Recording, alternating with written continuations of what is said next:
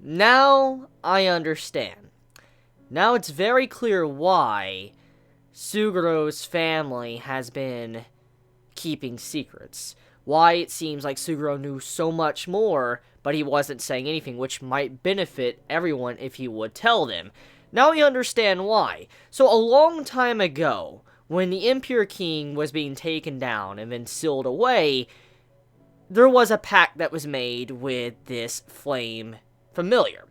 And this pact that was made it to where I would give you the power to take down the Impure King, seal him away, but you would have to tell lies, secrets. You need to have, distrust between everyone. You need to make sure you constantly lie. So, the main head of the family, that was the descendant of the person that took down the Impure King, they had to constantly lie about what was really going on. They had to hold secrets, because that was the only way to continue to have the pact with this familiar that would be able to fight the Impure King and keep them sealed. So now we understand why Suguro constantly held these secrets, and why only the heads were the only ones able to know the secrets, because when they finally died, the pact was passed down to the son, and then that's how it constantly went for many generations. So a lot of world building with this episode of Blue Exorcist, and it's crazy.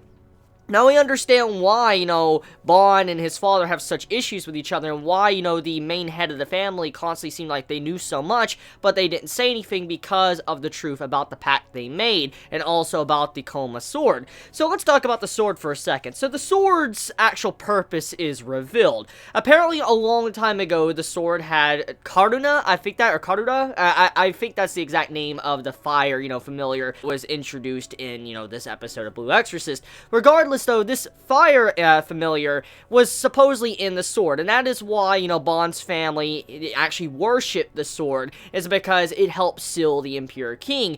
But after, a while, eventually Suguro, Bond's father, he opened up the sword when he was a kid and realized there was nothing sealed within the sword. The actual flame familiar wasn't a part of it at all. And so, because of this, he realized that their object of worship was not really anything at all. They were worshipping nothing at all, something that was completely pointless and useless. And he realized what was going on here. There was definitely something that wasn't right, something that was not right at all with the sword compared to why they were worshipping it in the first place, because that would mean that the flame familiar wasn't in there at all, and so there was just no purpose in it at all to actually constantly, continuously worship this sword. So that's why he gave it up to Fujimoto. He's like, here you go, you can use it to, seal the blue flame that's from Rin inside of it. He's like, here you go. And now we understand the purpose and the connection between, Bond's family and now Rin. Now we understand this connection. And I really like the way the direction of the story is going with this arc, especially towards the end. It's revealed the actual favor that Suguro wants from Rin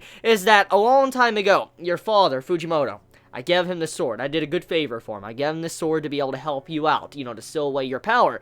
Now I'm asking you, if you have any kindness like your father does, like Fujimoto, I ask you to use the sword to help me with the Impure King. That right there, very good stuff. This is going to lead into a lot of development for Rin, because one of the big things about him is that his sword is sealing his powers. And, if he has to use that sword, it's obviously going to probably make him go berserk. That's the big problem so far that's been going on with this season of Blue Exorcist. Nobody really trusts Rin because, he's the son of Satan, he has the blue flame, everybody has him on watch, and he'll become a target to be executed if he does use his powers and he goes kind of crazy or berserk like he did in Season 1. So now it all makes sense, and the conflict that's set up at the end of this episode is rather interesting because only two things could possibly happen. Either one, Ren is going to help out, which actually, I take that back. We know Ren is going to help out. That's just common sense, okay? When it comes to a shonen or anything, it's common sense he's going to help out. However, there's two things that could actually happen. Number one, Ren is going to go berserk. He's just going to break down, he's going to go crazy like he did in Season 1, and then it's going to cause it to where everybody's going to try to kill him or hunt him down, which that's not going to be good at all. That would mean that he's going to have to go on the run and different things like that. It's just going to be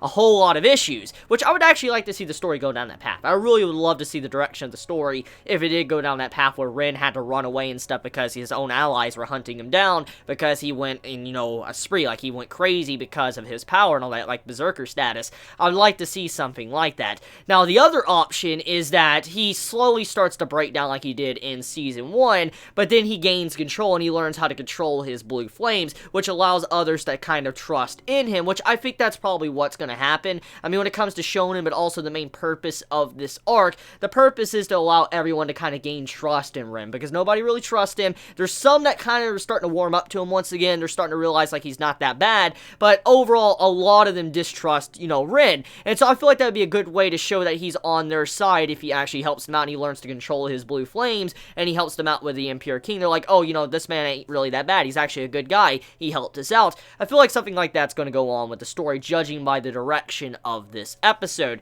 So, besides that, let's just talk about Suguro for a second. So, Suguro, he dead.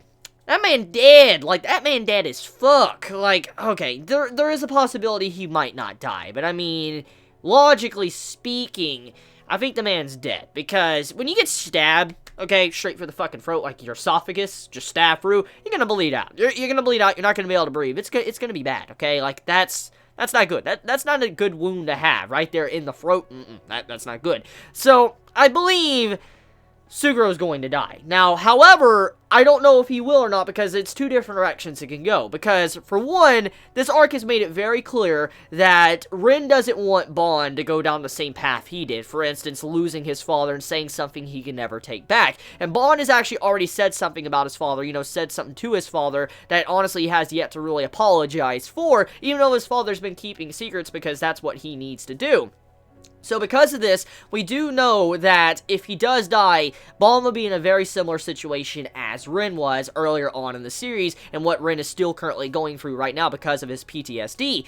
So I wonder if Blue Exorcist is going to go down that path. They're going to make Bond very similar to Rin and how he started in Season 1, or are they going to make it to where Bond doesn't lose his father? His father's completely fine. Because, I mean, we got to think about it from this perspective, okay?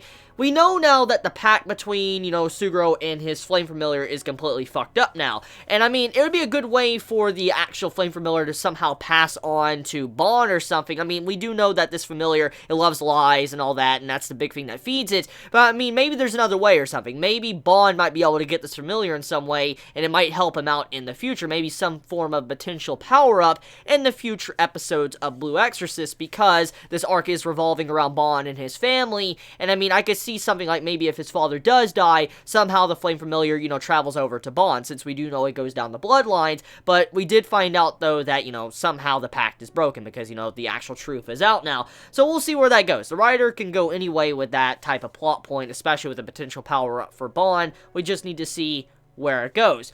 So yeah, overall, the episode of Blue Exorcist, it was rather intense. I mean, just seeing what Toudou did in this episode was like, damn, this man went pure on savage. He killed Suguro, like, he stabbed him straight through the throat. He didn't care much about, his pupil anymore. He was just gonna, completely kill her off, which she managed to get out completely fine, thankfully. But, I mean, she almost got killed off, too, by the person she looked up to. And then on top of that, this man managed to eat the flame from her, just devour it inside of him. And I'm like, damn, this man just completely devoured this flame familiar. So, I mean, there is still maybe a possibility that, Bond might not even get it in the first place because of the man eating it. So, yeah, we do know this man has a greater objective. I mean, he actually ate the flame familiar. He has flames popping out of his body. He looks younger. And I mean, I don't know if it's supposed to look like this or not, but when I saw the form of Toudou in this episode towards the end, it reminded me a lot of, Rin, actually. You know how Rin has his blue flames that pop up all over him?